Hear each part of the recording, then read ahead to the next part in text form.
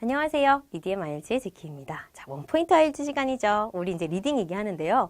지난 시간까지 우리 패스지 1 봤죠. 그럼 패스지 2에서는 대체 어떻게 문제가 나오는지를 봐야 될 텐데요. 여러분, 문제 풀기 전에 우리 이미 벌써 답 짐작할 수 있다는 거 알고 계셨나요? 어떻게 짐작할 수 있는지 한번 볼까요? 그러니까 대체 뭘 봐야 되냐는 거죠. 답을 우리가 찾을 때 아까 지난번에 나 뭐 했지? 생각해 보세요. 지난 시간에 우리는 키워드 찾아야 된다는 것도 봤고, 그리고 키워드의 배열이 특히나 패스지 1 같은 경우는 앞에 문제라면 앞에, 뒤에 문제라면 뒤에. 그러니까 예를 들어서 1번부터 13번까지 있다고 가정할 경우 1번부터 예를 들어서 7번 이 정도면 초반부에 있다면 그 이후의 문제는 후반부에 있겠죠. 근데 그거 외에 답을 짐작할 수 있는 힌트가 또 있습니다. 바로 지시사항이에요. 문제를 풀어보신 분들은 이 빈칸에 몇 단어까지 쓰세요 등등의 지시사항이 있는 걸 확인하셨을 거예요. one word only, 뭐 no more than 2 words, 3 words 이렇게 들어간 애들이에요. 아니면 빈칸의 앞뒤를 보는 것도 한 가지 방법입니다. 빈칸이라고요? 우리 문제 형식 되게 많았죠. 기억나세요? 출퍼슨 악기분도 있었고요. 뭐 매칭 문제도 있었고요. 되게 많았는데요. 컴플리션 문제는 특히나 문제 앞뒤를 잘 들여다보면 내가 여기에 뭐 넣으면 되겠다 하는 걸 짐작하기가 쉬운 경우가 많아요. 그래서 실제로 어떤 건지 한번 들여다봅시다. 이제 캠브리지 12, 이제 테스트 5에 있는 패세지 2를 볼 건데요. collecting as a hobby. 뭐 제목을 보니까 그래 뭔가 모으는 얘기인가 보다. 대강 짐작이 되시죠. 그러면 14번부터 문제를 한번 들여다볼게요. 우리는 이거 뭐지? 센텐스를 갖다 complete 해야 되는 형식의 문제입니다. 그리고 한 단어만 쓰래요.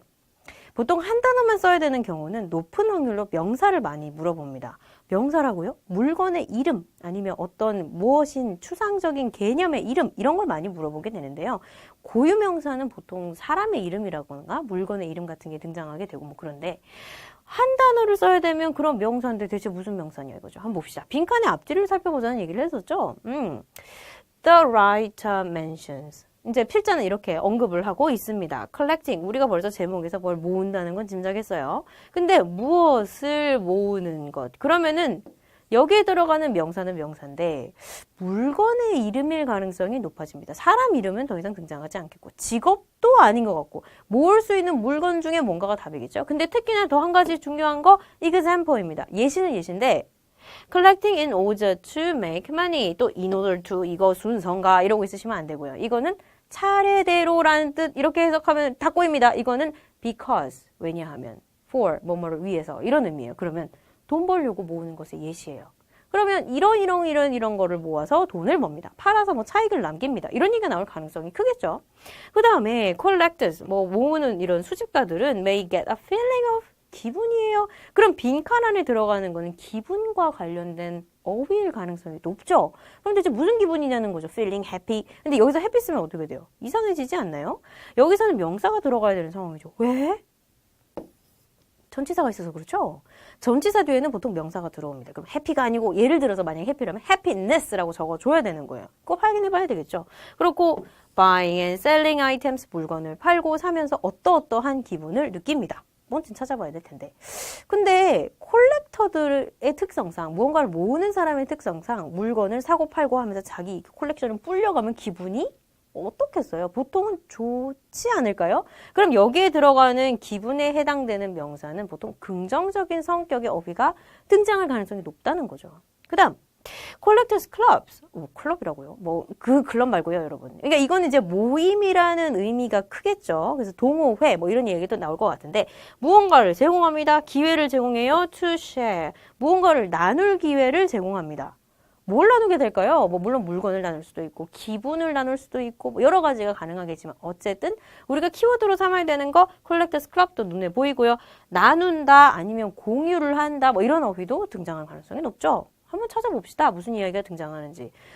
뭐 우리가 생각했다시피 문제는 보통 순서대로 배치된다라고 얘기를 했었죠. 그래서 여기서도 비슷비슷합니다. 그래서 14번의 경우 두 번째 문단에서 이런 얘기가 나와요. 우리가 찾는 거 지금 돈 모으는 얘기 in order to make money에 해당되는 이야기가 짠 하고 등장했는데 여기서 say라는 표현이 좀 어색할 수 있습니다. say가 뭐예요? 말하다인가요? 여기서는 example, for example에 해당되는 표현이에요. 근데 더 중요한 건 이게 아니고요.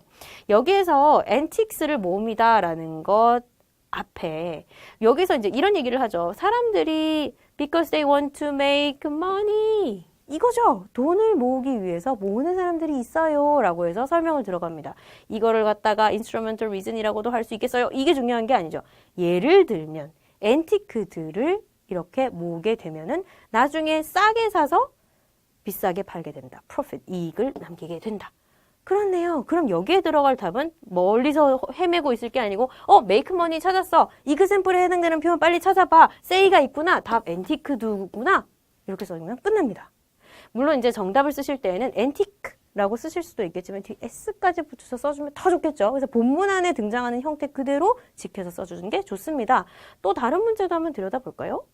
자, 15번에서 우리가 찾아야 되는 거, 기분에 해당되는 거.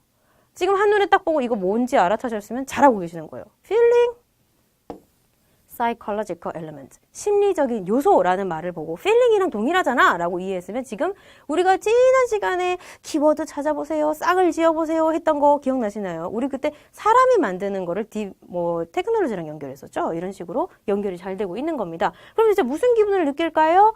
sense of 찾으셨나요? 무슨 기분? triumph. 승리감을 느끼게 된대요. 우리가 생각했던 대로 긍정적인 기분을 느끼고 있는 거 맞네요. 그래서 triumph를 연결해서 적어주시면 좋겠지요. 옮겨 쓰시다가 또 오타 내시면 안 됩니다.